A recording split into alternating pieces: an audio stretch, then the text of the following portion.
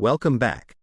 In this chapter, Perfect Self-Expression or the Divine Design, we explore the idea that every person has a unique purpose, a role in life that no one else can fill. Florence teaches that within each of us lies a divine plan already formed in the infinite mind, waiting to be recognized and expressed. Through faith, clear vision, and trust in the Father within, we learn that our talents, opportunities, and even our supply will appear when we align with this higher design. This chapter invites us to discover our true calling and to step fearlessly into the life that was meant for us. Perfect self-expression or the divine design. No wind can drive my bark astray nor change the tide of destiny. There is for each man perfect self-expression. There is a place which he is to fill and no one else can fill, something which he is to do, which no one else can do. It is his destiny. This achievement is held, a perfect idea in divine mind, awaiting man's recognition. As the imaging faculty is the creative faculty, it is necessary for man to see the idea before it can manifest. So man's highest demand is for the divine design of his life. He may not have the faintest conception of what it is, for there is, possibly, some marvelous talent hidden deep within him. His demand should be, Infinite Spirit, open the way for the divine design of my life to manifest. Let the genius within me now be released. Let me see clearly the perfect plan. The perfect plan includes health, wealth, love, and perfect self-expression. This is the square of life, which brings perfect happiness. When one has made this demand, he may find great changes taking place in his life, for nearly every man has wandered far from the divine design.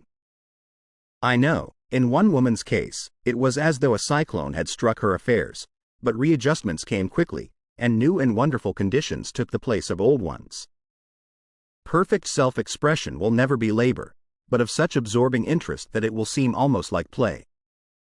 The student knows, also, as man comes into the world financed by God, the supply needed for his perfect self-expression will be at hand. Many a genius has struggled for years with the problem of supply, when his spoken word and faith would have released quickly the necessary funds. For example, after the class, one day, a man came to me and handed me a cent. He said, "I have just 7 cents in the world, and I'm going to give you one, for I have faith in the power of your spoken word. I want you to speak the word for my perfect self-expression and prosperity." I spoke the word and did not see him again until a year later. He came in one day, successful and happy, with a roll of yellow bills in his pocket. He said, "Immediately after you spoke the word, I had a position offered me in a distant city, and am now demonstrating health, happiness, and supply." A woman's perfect self-expression may be in becoming a perfect wife, a perfect mother, a perfect homemaker, and not necessarily in having a public career. Demand definite leads, and the way will be made easy and successful. One should not visualize or force a mental picture. When he demands the divine design to come into his conscious mind, he will receive flashes of inspiration and begin to see himself making some great accomplishment. This is the picture, or idea, he must hold without wavering. The thing man seeks is seeking him. The telephone was seeking Bell. Parents should never force careers and professions upon their children. With a knowledge of spiritual truth, the divine plan could be spoken for, early in childhood, or prenatally. A prenatal treatment should be, let the God in this child have perfect expression. Let the divine design of his mind, body, and affairs be made manifest throughout his life, throughout eternity. God's will be done, not man's. God's pattern, not man's pattern, is the command we find running through all the scriptures, and the Bible is a book dealing with the science of the mind. It is a book telling man how to release his soul, or subconscious mind, from bondage. The battles described are pictures of man waging war against mortal thoughts. A man's foes shall be they of his own household. Every man is Jehoshaphat, and every man is David, who slays Goliath, mortal thinking, with the little white stone, faith. So man must be careful that he is not the wicked and slothful servant, who buried his talent. There is a terrible penalty to be paid for not using one's ability. Often fear stands between man and his perfect self-expression. Stage fright has hampered many a genius. This may be overcome by the spoken word or treatment. The individual then loses all self-consciousness and feels simply that he is a channel for infinite intelligence to express itself through. He is under direct inspiration, fearless, and confident, for he feels that it is the Father within him who does the work. A young boy came often to my class with his mother. He asked me to speak the word for his coming examinations at school. I told him to make the statement, "I am one with infinite intelligence. I know everything I should know on this subject." He had an excellent knowledge of history but was not sure of his arithmetic.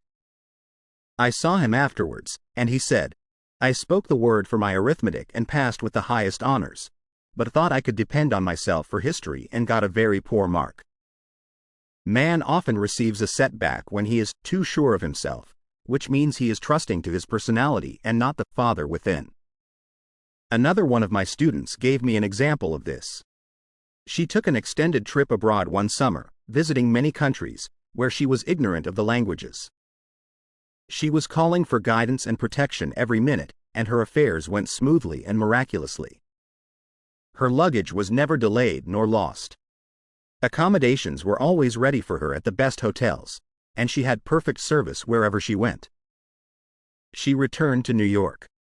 Knowing the language, she felt God was no longer necessary, so looked after her affairs in an ordinary manner. Everything went wrong, her trunks delayed, amid inharmony and confusion. The student must form the habit of practicing the presence of God every minute. In all thy ways acknowledge him. Nothing is too small or too great. Sometimes an insignificant incident may be the turning point in a man's life. Robert Fulton, watching some boiling water, simmering in a tea kettle, saw a steamboat. I have seen a student, often, keep back his demonstration, through resistance, or pointing the way. He pins his faith to one channel only, and dictates just the way he desires the manifestation to come, which brings things to a standstill. My way, not your way, is the command of infinite intelligence. Like all power, be it steam or electricity, it must have a non-resistant engine or instrument to work through, and man is that engine or instrument. Over and over again, man is told to stand still. O Judah, fear not, but tomorrow go out against them, for the Lord will be with you. You shall not need to fight this battle. Set yourselves, stand ye still, and see the salvation of the Lord with you. We see this in the incident of the $2,000 coming to the woman through the landlord when she became non-resistant and undisturbed, and the woman who won the man's love after all suffering had ceased. The student's goal is poise. Poise is power, for it gives God power a chance to rush through man, to will and to do its good pleasure. Poised, he thinks clearly and makes right decisions quickly. He never misses a trick. Anger blurs the visions, poisons the blood, is the root of many diseases, and causes wrong decision leading to failure. It has been named one of the worst sins, as its reaction is so harmful. The student learns that in metaphysics sin has a much broader meaning than in the old teaching. Whatsoever is not of faith is sin. He finds that fear and worry are deadly sins. They are inverted faith, and through distorted mental pictures, bring to pass the thing he fears. His work is to drive out these enemies from the subconscious mind. When man is fearless, he is finished. Maeterlinck says that man is God afraid. So, as we read in the previous chapters, man can only vanquish fear by walking up to the thing he is afraid of. When Jehoshaphat and his army prepared to meet the enemy, singing, "Praise the Lord, for his mercy endureth forever," they found their enemies had destroyed each other, and there was nothing to fight. For example, a woman asked a friend to deliver a message to another friend. The woman feared to give the message, as the reasoning mind said, "Don't get mixed up in this affair, don't give that message." She was troubled in spirit, for she had given her promise. At last, she determined to walk up to the lion and call on the law of divine protection. She met the friend to whom she was to deliver the message. She opened her mouth to speak it when her friend said, "So and so has left town." This made it unnecessary to give the message, as the situation depended upon the person being in town. As she was willing to do it, she was not obliged to, as she did not fear the situation vanished. The student often delays his demonstration through a belief in incompletion. He should make this statement: "In divine mind there is only completion, therefore, my demonstration is completed. My perfect work, my perfect home, my perfect health." Whatever he demands are perfect ideas registered in divine mind, and must manifest, under grace, in a perfect way. He gives thanks he has already received on the invisible and makes active preparation for receiving on the visible. One of my students was in need of a financial demonstration. She came to me and asked why it was not completed. I replied, "Perhaps you are in the habit of leaving things unfinished, and the subconscious has gotten into the habit of not completing. As the without, so the within." She said, "You are right. I often begin things and never finish them. I'll go home and finish something I commenced weeks ago, and I know it will be symbolic of my demonstration." So she sewed assiduously, and the article was soon completed. Shortly after, the money came in a most curious manner. Her husband was paid his salary twice that month. He told the people of their mistake, and they sent word to keep it. When man asks, believing, he must receive, for God creates his own channels. I have been sometimes asked, suppose one has several talents, how is he to know which one to choose? Demand to be shown definitely. Say, "Infinite Spirit, give me a definite lead, reveal to me my perfect self-expression, show me which talent I am to make use of now." I have known people to suddenly enter a new line of work and be fully equipped, with little or no training. So make the statement, "I am fully equipped for the divine plan of my life," and be fearless in grasping opportunities. Some people are cheerful givers, but bad receivers. They refuse gifts through pride or some negative reason, thereby blocking their channels, and invariably find themselves eventually with little or nothing. For example, a woman who had given away a great deal of money had a gift offered her of several $1,000s. She refused to take it, saying she did not need it. Shortly after that, her finances were tied up, and she found herself in debt for that amount. Man should receive gracefully the bread returning to him upon the water. Freely ye have given, freely ye shall receive. There is always the perfect balance of giving and receiving, and though man should give without thinking of returns, he violates law if he does not accept the returns which come to him. For all gifts are from God, man being merely the channel. A thought of lack should never be held over the giver. For example, when the man gave me the 1 cent, I did not say, "Poor man, he cannot afford to give me that." I saw him rich and prosperous, with his supply pouring in. It was this thought which brought it. If one has been a bad receiver, he must become a good one and take even a postage stamp if it is given him and open up his channels for receiving. The Lord loveth a cheerful receiver, as well as a cheerful giver. I have often been asked why one man is born rich and healthy, and another poor and sick. Where there is an effect there is always a cause. There is no such thing as chance. This question is answered through the law of reincarnation. Man goes through many births and deaths, until he knows the truth which sets him free.